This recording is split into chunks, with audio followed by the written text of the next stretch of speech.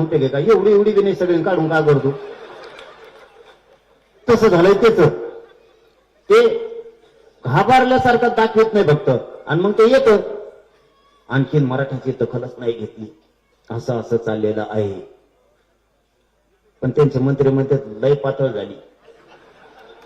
मी नाव सांगून बरं का कचाट्यात आलं घेऊ मंत्री म्हणला म्हणून, त्याला काय मग काय चाललंय ते उगाच लोकांना काहीतरी गैरसमज जावा,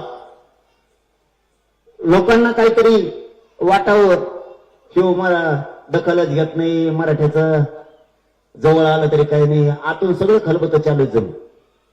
आणि नसले खलबत आम्ही मुंबईत गेलो सुरू करू, मुंबईत बसलो खलबत सुरू होतं, त्याला काय? मी आशावर जगत नाही कधी, मी कधी आशावर जगत नाही. मला माझ्या मराठ्यावर विश्वास आहे, मला माझ्या स्वतःवर विश्वास आहे. आम्ही लढून मिळू. मी कट्टर आहे उपोषणाला, मरून जर वापस नाही आलो ना तर मग बोला. एक तर आरक्षण घेऊन येणे देताना मरूनच ये, मैदान सोडणार नाही. तसं मैदान सोडणारे अवलाद आपले क्षत्रिय मराठ्यांच्या कुळात वाढलो. क्षत्रिय मराठ्यांकडे दोनच विषय असतात, मैदानात जर उतरलं विजयाचा टिळा लावून वापस यायचा नसता, मरून वापस यायचे. क्षत्रिय मराठ्यांचं वाक्य असा अर्घ सोडित नसतो. फळकोटा नाही परत. 1 वर्षभर केलं, 2-3 महिने केलं आणि बस झाला आता कव्हर करू, तुकडाच पाडणार आरक्षणाचा, अर्धवट नाही सोडणार. मी वेळ देऊ किती? काही लोकांना वाटत असेल यांनी सरकार सगळं चर्चा करावं, वेळ द्यावा. किती वेळ देऊ भाऊ? तुम्हाला आत्ताचं उपोषण आठवत आहे का? शेवटचं मुख्यमंत्र्याच्या वतीनं मुद्दाम सांगतोय, राज्य ऐकतंय सगळं, तुम्हाला पण माहित असं म्हणून पुन्हा पुन्हा आठवण करून देतोय. आणि ज्यांना ज्यांना मुंबईत वाटतंय की आमच्यामुळे ट्रॅफिक जाम होईल किंवा मुंबई जाम होईल, खास करून मुंबईकरांसाठी पण सांगतो, या छत्रपती संभाजीनगर मधून जाहीरपणाने सांगतो, आता शेवटचं उपोषण झालं त्यावेळेस सुरेश धस साहेब आले होते आणि त्यांनी सांगितलं मला मुख्यमंत्र्यांनी पाठवलं. हे सगळे मीडियात आले. आत्ताच सरकार स्थापन झालंय, ऐका बघा, आत्ताच सरकार स्थापन झालंय. मी म्हणलं झालं की 1 महिन्याची वेळ घ्यावा, कारण त्यावेळेस 3-4 महिने झाले होते, 3 महिने. 1 महिन्याची वेळ घ्या, ते म्हणले नाही 3 महिन्याचा वेळ घ्या. आता सरकार स्थापन धरून 8 महिने झाले, म्हणजे त्यांना देतात 3 महिन्याचा वेळ, 6 महिने झाले, दुप्पट. मुंबईकरांना सांगणं हे चूक आमची का त्यांची, तुम्हीच सांगा. गॅजेटियर तिन्ही पण हैदराबादच्या सह 11 महिने झाले, 11 महिने घेतलेलं. कधी लागू करायचं? काय त्याच्यात वाचण्यासारखं? तुम्ही जर म्हणता मला अभ्यास करायचा, मला वाचायचं, त्यात वाचण्यासारखं काय?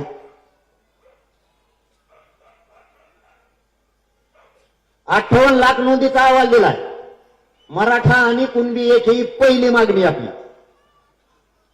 त्यावेळेस गिरीश महाजन साहेब म्हणले होते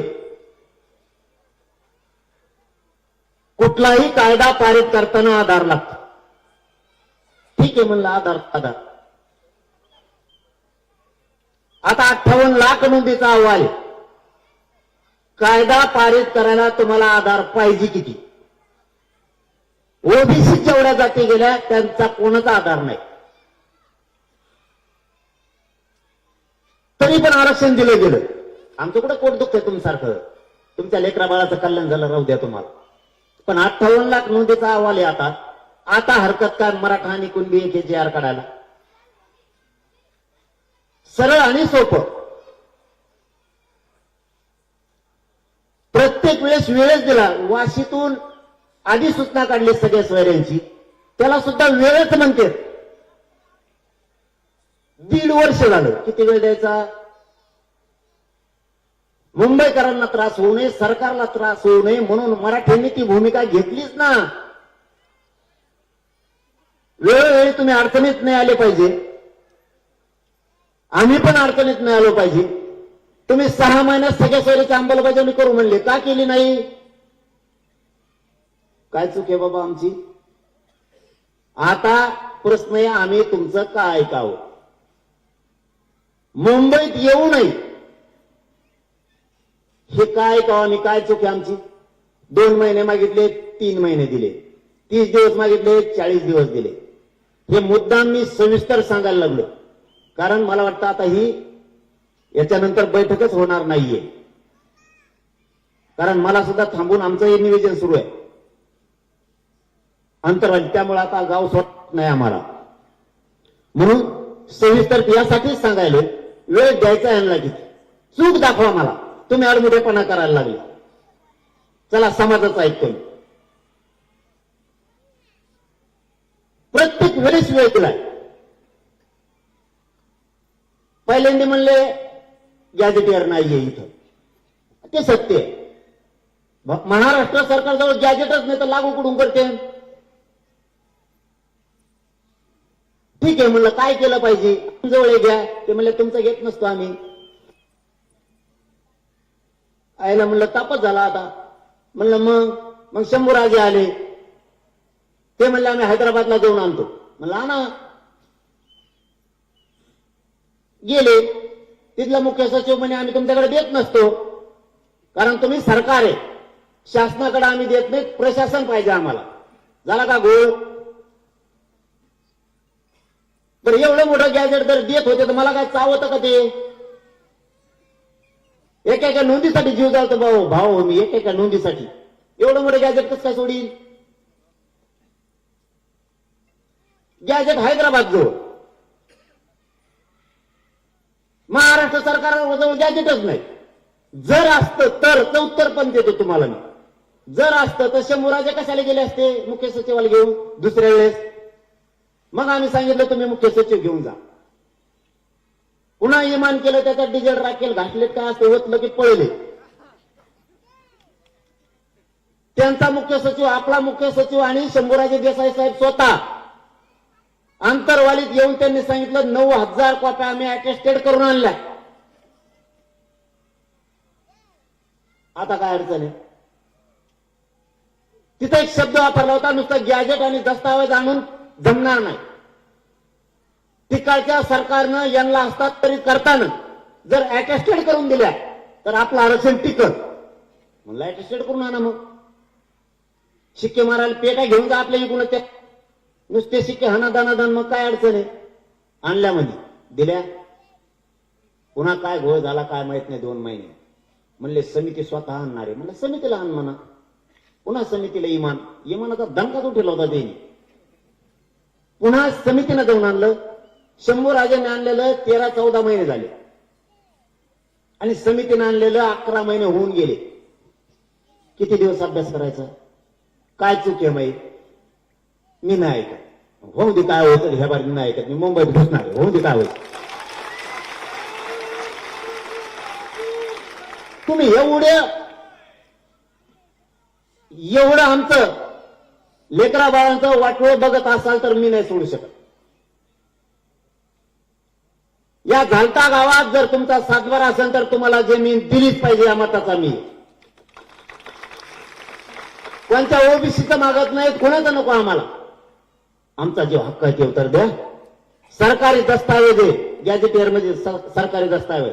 काय अडचण आहे तुम्हाला द्यायला? शाहू राजांच्या संस्थांचं, सातारा संस्थांचं गॅजेटियर आहे. पश्चिम महाराष्ट्र त्याच्यात सगळा बसतोय. अडचण काय तुम्हाला द्यायला? बॉम्बे गव्हर्नमेंटचं द्यायला तुम्हाला हरकत काय? कारण त्यावेळेचे शासक सुद्धा तेच होते. कोणाचा काय व्यवसाय आहे, कोण काय करतं याचा सगळा लेखाजोखा त्यांनी ठेवला होता. अडचण काय? तुम्ही हसून जर देणार नसलात तर मग या उभे. याचा अर्थ असा होतो, जाणून बुजून आपल्या लेकरा बाळाचं वाटोळं करायला ते निघाले. याचा अर्थ दुसरा होत नाही. आता तुम्ही आणि आपण ठरवायचं, वाटोळं होऊन द्यायचं का आरक्षण आणायचं? कारण काय असतं लक्षात ठेवा, एकदा जर लेकरा बाळाचं वाटलं झालं तर पुन्हा संधी नाही. शिक्षणाला माग झालाय आता. एवढी 60% गोष्ट न राहिली.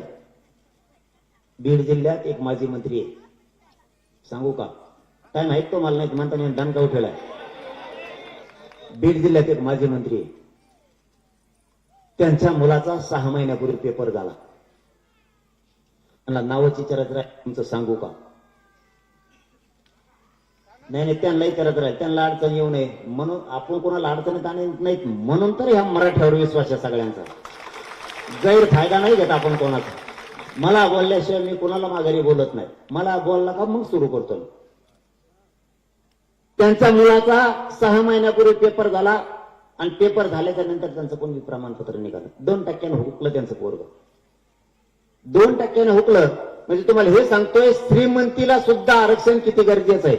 श्रीमंत मराठ्याच्या डोक्यात जर काही फॅट बसलेला असेल तर त्यांनी काढून टाका. माझ्याजवळ पैशाचे अमुकाचे प्रॉपर्टीचे. लेकरं बाळ सुखात नाहीत. लेकरा बाळाला जे पाहिजे ते तुमच्या प्रॉपर्टीकडे नाही बघत.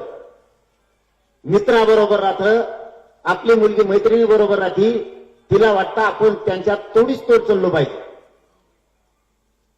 ते तुमचे प्रॉपर्टी नाही बघत. ते जर एखाद्या टक्क्यावर हुकलं ना ते रात्रंदिवस घरात विचार करीत बसतं. ते लागलं मी नाही लागलं, ते लागलं मी कसं का नाही लागलो.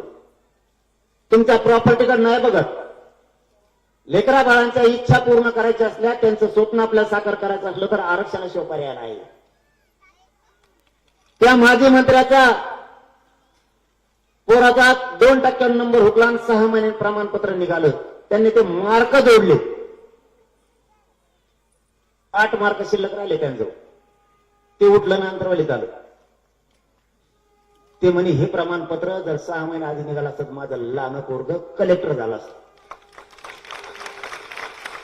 म्हणजे श्रीमंत सुद्धा डोळे उघडा.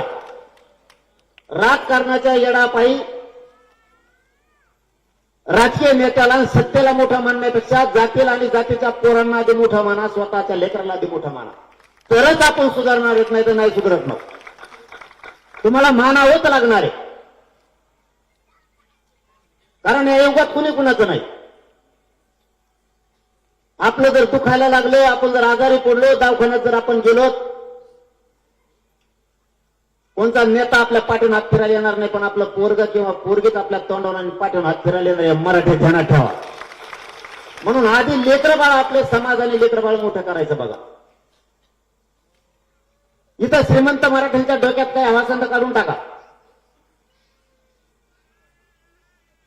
प्रत्येक मराठ्यांच्या मनातलं आपण काम करतो. गरिबाचे लेकरं हजारात अधिकारी बनायला लागले आता. हजारात. मला वाटतं नांदेडचं पोरग काय नाव आहे त्याचं, कलेक्टर झाला आता 2-3 दिवसापूर्वी कुणबीत ओबीसीतून. तुमच्या घरात तुम्ही श्रीमंत असाल, तुम्ही गरीब असाल, तुमच्या दारापुढं गाडी लागली पाहिजे लाल दिव्याची. सन्मान वाढणार आहे. कॉलर टाईट करून चालणार तुम्ही रस्त्याने. कॉलर टाईट करून. तुमची मुलगी लाल दिव्यातून आली, तुमचा मुलगा आला, PSI झाला, तहसीलदार झाला, इंजिनियर झाला, MBBS ला गेलंय, BHMS ला गेलंय, MD झालंय. आपले पोरं हुशार असून सुद्धा जे पद मिळवायचे ते आरक्षणामुळे नाही मिळू शकत. आपण पडू द्या तुमच्या गाडीवरती महाराष्ट्र शासन नाव, भारत सरकार नाव. काय चावत आहे काय तुम्हाला? तुम्ही जर श्रीमंत असताल तर तुमची उंची आणखीन वाढत. इथं शेती साथ द्यायना. पाऊस येतो तर येतो या काही की लगेच बंद होतो. मालाला भाव नाही झालं नुसता. खड्डा भरायला घरात सुद्धा कोणीतरी नोकरीला लागतं. म्हणजे इकडचा खड्डा इकडं आणि इकडचा खड्डा इकडं भरायची ताकद मराठ्यात तयार होईल. नुसतं शेती कसतो आपण. नुसती शेती कसतोय आपण आणि रात्रंदिवस लेकरा बाळांचं स्वप्न बघतो. साहेब सोपं नका समजू. इथं पोराला किंवा पोरी जर फीस कमी पडली ना तर 50 जणांचे दार झिजावं लागते. 50 जणांचे दार. आई बापाला माहितीये जमीन कशी घाण ठेवायला लागते, कशी सोडायला लागते, कसा ऊस तोडावा लागतो, कसं कंपन्यात कामं करावं लागतं. लेकरा बाळाला उंचीवर नाही. नुसतं झोपत बसू नका. भूक लागली, उशीर झाला, काही जण लगेच गाड्याकडे बघायला लागले.